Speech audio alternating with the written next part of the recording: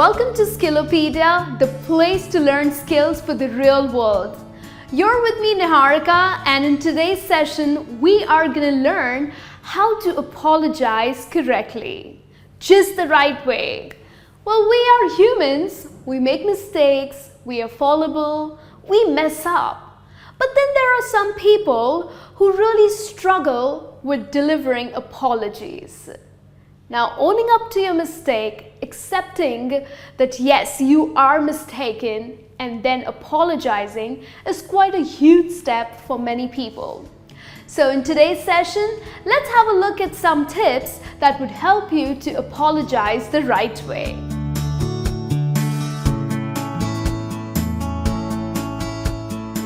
The first tip that I have for you if you have to apologize to someone is FaceTime.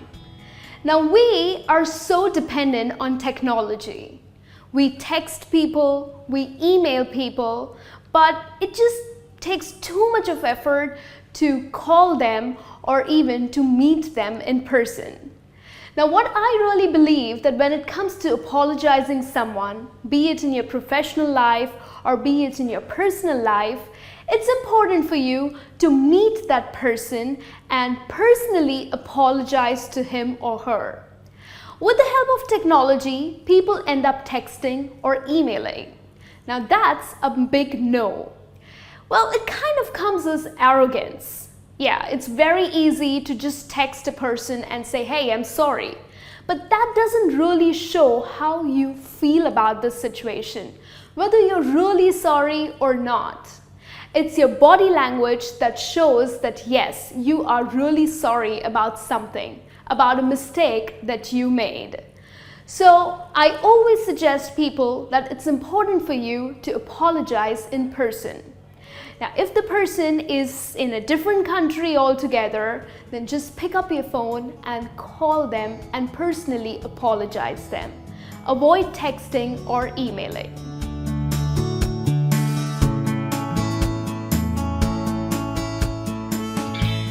Tip that I have for you is acknowledge. Acknowledge the consequences. Well, if we make a mistake, there's certain damage that we make. People suffer, probably there's too much of inconvenience that we cause.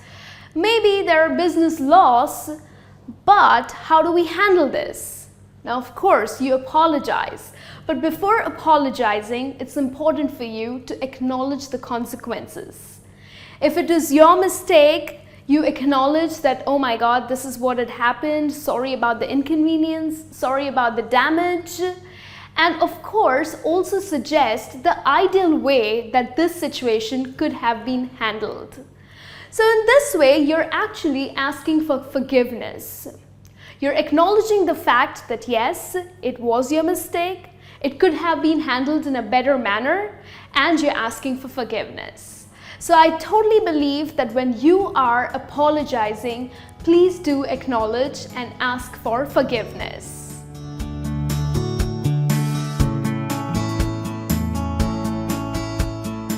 The third tip that I have for you is find solutions. Any apology has three parts to it. The first one is when you apologize, when you say, I'm sorry. The second part is when you own up to your mistake. And the third part is when you agree that yes, it was a mistake and you kind of find solutions. Like you are going to do something to correct your mistake. So these are the three parts of any apology. So the most important part is to find solutions.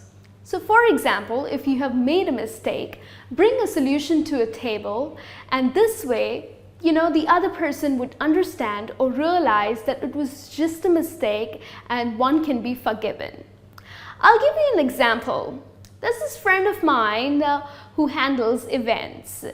Now, he was organizing an event and the client had said that the event is for 4,000 people. But guess what? My friend thought, or he kind of mistakenly thought, that the event is just for 400 people. Wow, that's a huge mistake. Well, of course, the event did not go well. too many problems, it was too much of chaos, and the client was extremely upset. Now, the friend of mine, of course, he owned up to the mistake, apologized constantly, but also found a solution. Went up to the client, apologized, and said that we can have this event once again. So that's kind of a solution. Though this is just an example, but also you need to follow the same theory. You need to understand that apologizing is not the only thing that you got to do. It's important for you to come up with solutions on the table, and this helps you to get forgiven.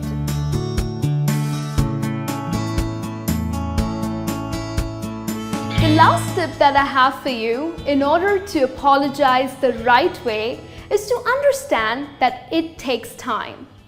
When any relationship is all shaken up, it's important for you to understand that it takes time to rebuild that relationship, to rebuild that trust. Usually, when people apologize, when they say sorry to people, they just think that the work is done. But in fact, it's important for you to constantly communicate or get in touch with that person. Try to understand whether the person has really forgiven you. Now, to do so, what you need to do? Constantly keep calling them. Of course, don't call them like 10 times a day. Maybe once a week in order to understand that if this person has forgiven you. People usually tend to give up. They just say that, okay, I have apologized. Why is this other person not reacting? Now, this is where you need to understand that it's going to take time to rebuild that trust. So, the other things that we learned in today's session, well, follow that. Apologize, acknowledge, find solutions, and then ask for forgiveness. Once you follow these steps, you will realize that apologizing to any person is not really a difficult task. It is much easier than what you think. So this brings me to the end of this session today. Hope delivering apologies will not be really a difficult task for you. So go ahead and apologize to the people that you really have to. And I'll be back with a new session on Skillopedia very soon. So please do subscribe to Skillopedia, the place to learn skills for the real world.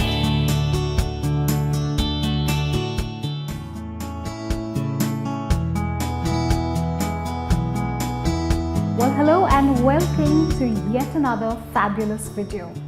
My name is Rima, and today I'm going to talk about some tips and tricks for a confident voice.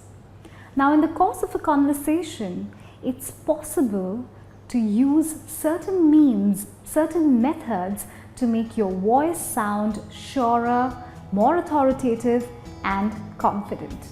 So let's look at a few.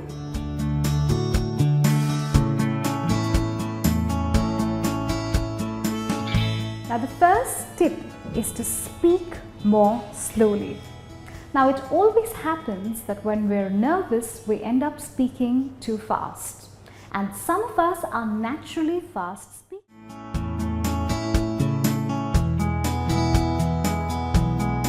Hey friends, you are with me, NIharika. This is the place where you can improve your life skills, communication skills, and business skills. Well, today we are going to look at some tips to deal with awkward silences in a conversation. You know, there are times when you are having a conversation with someone and then your conversation hits a snag. And then you think to yourself, uh-oh, awkward. Well, yes, silences or to fill in these empty moments is quite difficult for many people. Am I right? Well, people get a little nervous, they get a little uncomfortable, and few of them think that we totally fail in socializing. Well, that's not the case. Today I'm going to help you with some tips to deal with awkward silences.